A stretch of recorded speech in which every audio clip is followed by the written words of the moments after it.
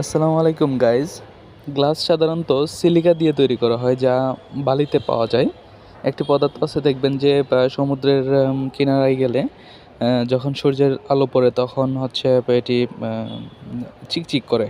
ঠিক আছে, তো এটাকেই হচ্ছে সিলিকা বলা হয়। এটি তৈরির প্রধান উপাদান হিসেবে ব্যবহৃত হয় আর কি। সিলিকনকে উচ্চ তাপমাত্রায় গলানো হয়, যার সঙ্গে সোডা অ্যাশ এবং লাইমস্টোন মিশিয়ে একটি গতিশীল এবং স্বচ্ছ পদার্থ তৈরি করা হয়।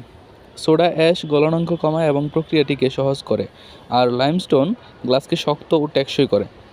বিশেষ গ্লাস তৈরিতে বোরন, অ্যালুমিনিয়াম বা অন্যান্য ধাতুর অক্সাইড যোগ করা হয়, যা গ্লাসের বৈশিষ্ট্য পরিবর্তন করে আর কি।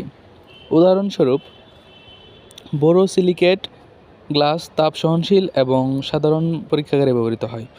এই প্রক্রিয়ায় আধুনিক প্রযুক্তি ও বিভিন্ন ধাতব উপাদান ব্যবহার করে বিভিন্ন রং, নকশা ও বৈশিষ্ট্যের গ্লাস তৈরি করা হয় আর কি। আর হচ্ছে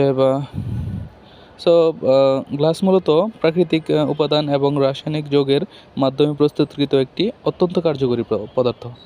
ভিডিওটি কেমন লেগেছে অবশ্যই কমেন্টে জানাবেন। আর যদি ফেসবুক পেজ থেকে ভিডিওটি দেখে থাকেন তাহলে অবশ্যই পেজটি ফলো দিয়ে দিবেন, আর ইউটিউব থেকে দেখে থাকলে সাবস্ক্রাইব করে দিবেন। টাটা।